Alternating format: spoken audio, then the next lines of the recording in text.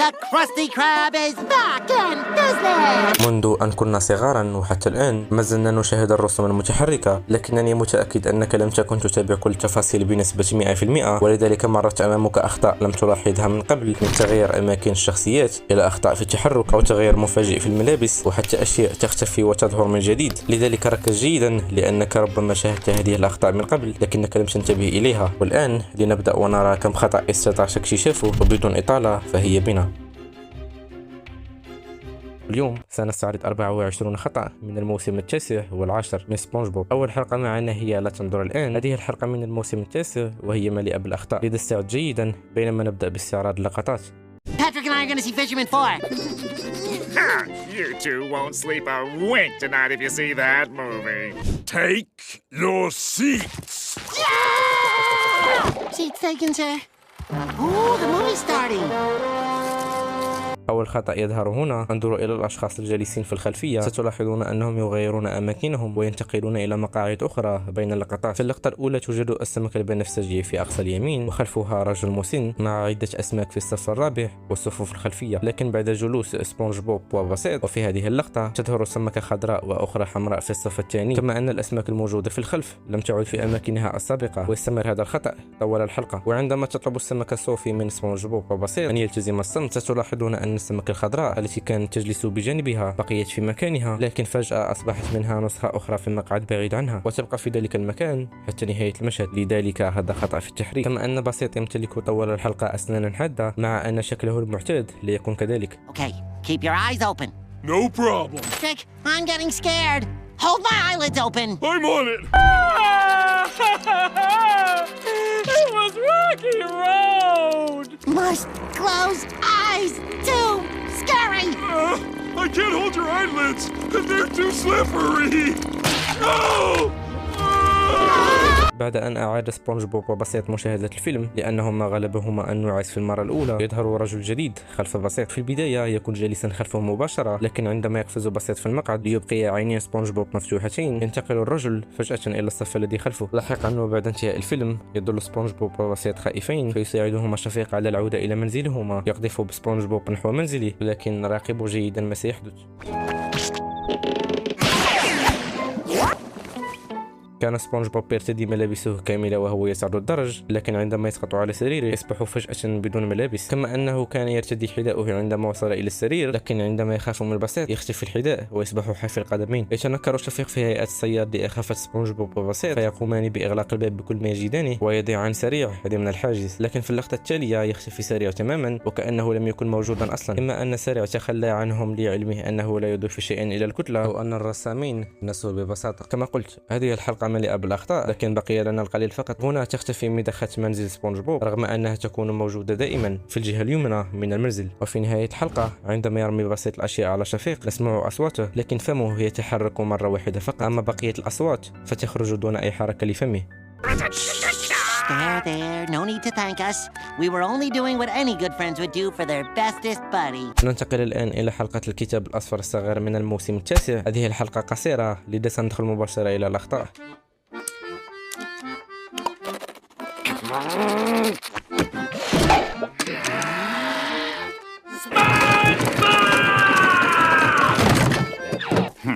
What was that imbecile doing in there? An old book? What? Nothing. What's going on here?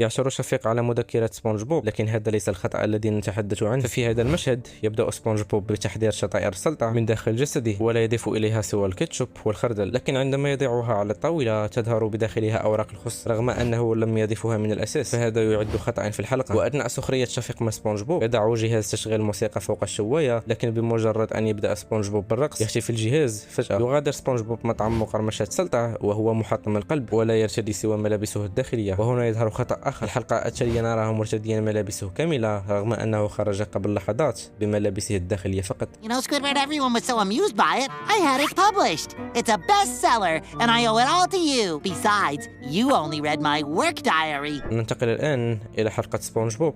أنت مطرود من الموسم التاسع. هذه الحلقة مؤثرة جدا خاصة بالنسبة لسبونج بوب. Mr. Krabs, what's the good word? Well, actually, SpongeBob, there's 2 words. And they're not very good. You're fired. Okay, that's enough. It's closing time. You know, it just won't be the same around here without you. Bye-bye now. Sayonara. Good riddance.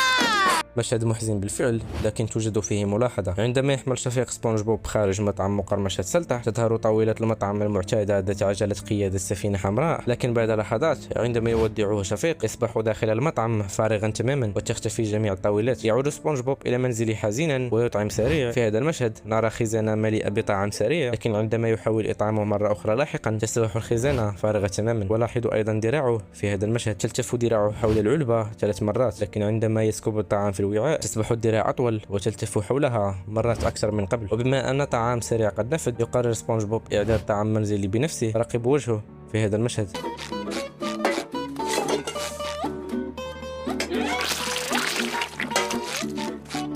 عندما يخرج سبونج بوب رأسه من أسفل الخزانة وبعد جزء من الثانية فقط تختفي رموشه للحظة قصيرة، مما يوحي وكأنه رمش مرة ثانية. لكن إذا دققتم جيدا ستلاحظون أن عينيه لم تغلق أبدا. أما الخطأ الأخير في هذه الحلقة فهو غريب نوعا ما. يحصل سبونج بوب على وظيفة جيدة ويرتدي زيا جديدا بالكامل حتى القبعة مختلفة.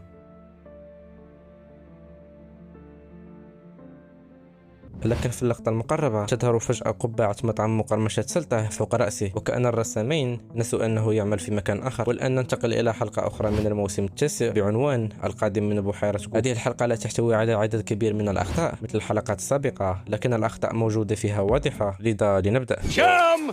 Get your red hot chum here! What's the deal? Hello? It's perfectly edible, people! Oh, come on, man! This is my livelihood! A beautiful day beachside. هل لاحظتم الخطأ؟ بدل شفيق تصطدم بعربة شمشون فيتنثر التشم في كل مكان على الأرض، لكن في اللقطة التالية عندما نرى شمشون من بعيد يختفي التشم تماما من الأرض وكأنه لم يكن موجودا. تظهر ساندي بعد ذلك ويوجد خطأ غريب في بدلتها. راقبوا جيدا أثناء هذا المشهد. Stop! Those bubbles are dangerous! Dangerous? Fascinating. Tell us more.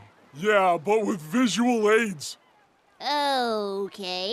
وفجأة يظهر زر أحمر في منتصف اللوحة رغم أنه لم يكن موجودا قبل لحظات. وعندما تخرج ساندي لأول مرة من الروبوت لا يوجد هذا الجزء في بدلتها، لكنه يظهر فجأة في المشهد التالي. وهذا ليس الخطأ الوحيد المتعلق بالملابس في هذه الحلقة. انظروا هنا، سبونج بوب وبسيط يرتديان ملابس السباحة، لكن عندما نراهما مرة أخرى يكونان فجأة بملابسهما العادية رغم أنهما ما زالا في وسط المحيط. إذا لماذا تغيرت ملابسهما فجأة؟ وفي أحد المشاهد الأخيرة من الحلقة تنفجر كرة الطين البنفسجية العملاقة. نحصل على رؤية واضحة لمطعم مقرمشة سلطة ودلو التشم من الأعلى. عادة ما يختفي الطريق المؤدي إلى دلو التشم في بعض الحلقات، وهذا خطأ متكرر، وهذه الحلقات ليست استثناء. فالطريق المؤدي إلى كل من دلو التشم ومقرمشة سلطة غير موجود في هذا المشهد. أما الحلقة الأخيرة معنا اليوم فهي الإسفنجة المتقلصة بشكل لا يصدق من الموسم العاشر. ستكون هذه الحلقة قصيرة لأنها لا تحتوي على الكثير من الأخطاء. What the shrimp? Hey, what's going on here? Whoa, that's too hot!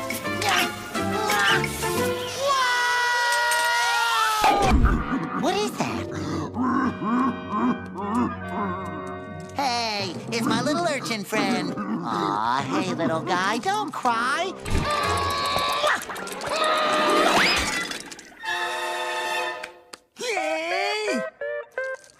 Little urchin, you are free to go.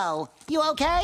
الخطأ هنا سهل جدا. ما لاحظته أسنان سبونج بوب تخرج من فمه، وهذا يبدو مؤلما نوعا ما، لكنها تخرج وكأنها أسنان اصطناعية، والأغرب أنه لا يعيد وضعها في فمه، بل نرى اللحظة التي ينتقل فيها دون أسنان إلى امتلاك أسنان مرة أخرى فجأة. أما الخطأان الأخيران فسيحدثان مباشرة وراء بعضهما. حاولوا العثور عليهما.